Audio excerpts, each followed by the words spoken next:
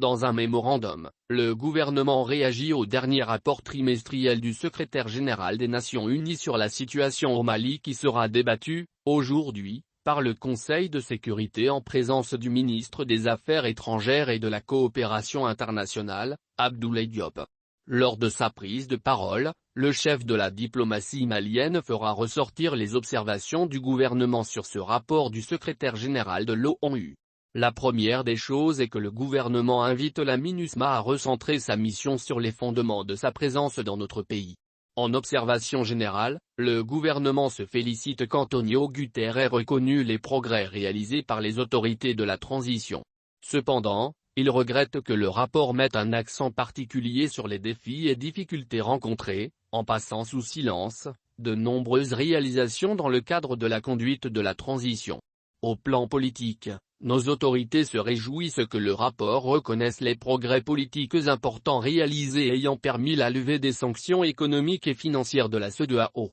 Il s'agit, entre autres, de la fixation de la durée de la transition, la création de la commission chargée d'élaborer un avant-projet de constitution, l'adoption puis la promulgation de la loi électorale, la reprise des travaux du cadre de concertation entre le gouvernement et les partis politiques, la création de la commission de suivi du chronogramme des réformes politiques et électorales. Le gouvernement signale que l'absence de consensus évoqué dans le rapport était interne aux forces vives de la nation qui ne sont pas parvenues à se mettre d'accord sur les critères de désignation de leurs représentants au sein du collège de l'EJ. Sur la mise en œuvre de l'accord pour la paix et la réconciliation, en réponse aux accusations de lenteur dans la mise en œuvre, le gouvernement estime au contraire que la période sous examen a été marquée par des avancées notables, notamment, la tenue de la réunion de niveau décisionnel à Bamako du 1er au 5 août 2022, de la réunion ministérielle du comité de suivi de l'accord à Bamako le 2 septembre 2022.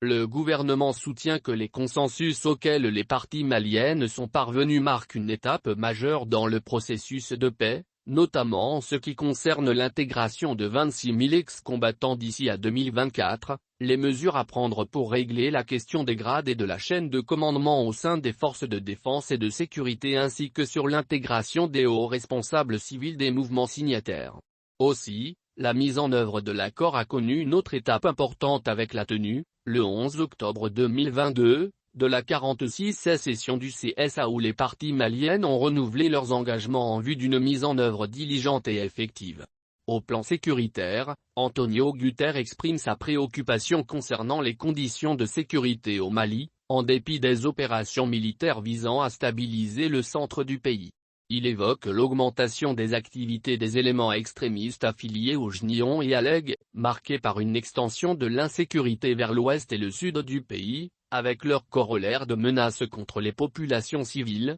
les forces de défense et de sécurité et la MINUSMA. Le rapport indique que, face à cette situation, la MINUSMA a mené 175 patrouilles conjointes avec les forces de défense et de sécurité maliennes au 4 septembre. À ce propos, le gouvernement reconnaît que nos forces miliaires ont certes effectué des patrouilles avec la MINUSMA, mais estime que ce chiffre est à revoir largement à la baisse. Il soutient qu'à Tombouctou, aucune patrouille n'a été effectuée dans ce sens et aucune sur l'axe Tombouctou-Gounadam depuis 4 mois. Toujours dans le chapitre sécuritaire, le gouvernement trouve surprenant que le rapport du secrétaire général ait passé sous silence la saisine du Conseil de sécurité par le Mali concernant les tentatives de déstabilisation et de violation répétée de l'espace aérien par les forces françaises. Le Mali renouvelle sa demande d'une réunion spécifique du Conseil de sécurité. Le rapport évoque le retrait de notre pays du G5 Sahel, puis soutient que la coopération transfrontalière s'est érodée et les conditions de sécurité dans la zone des 3 frontières ont continué à se détériorer.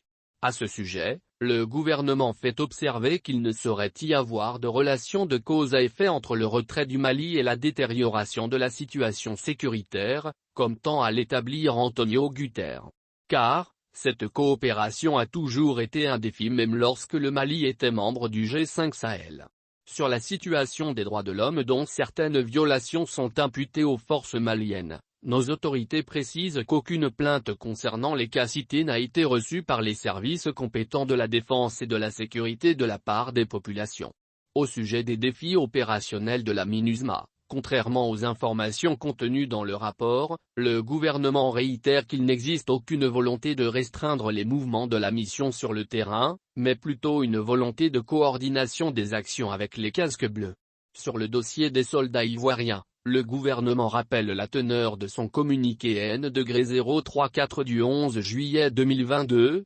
expliquant en détail les conditions illégales dans lesquelles ces forces étrangères, dont une trentaine des forces spéciales, sont arrivées au Mali. Le gouvernement invite donc la MINUSMA à pleinement coopérer avec la partie malienne, en vue de l'efficacité des actions communes sur le terrain. Dans la perspective du renforcement de ladite coopération, il l'exhorte à recentrer sa mission sur les fondements de sa présence au Mali, notamment le soutien à la restauration de l'autorité de l'État sur l'ensemble du territoire, la protection des populations civiles, une meilleure articulation avec les services compétents maliens et l'appui à la mise en œuvre de l'accord.